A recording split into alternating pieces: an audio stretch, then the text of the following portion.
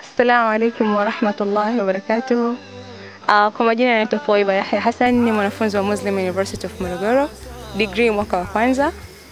Alhamdulillah, katika jambo nimejifunza katika mwezi mtukufu wa Ramadhan ni taqwa na Qur'an.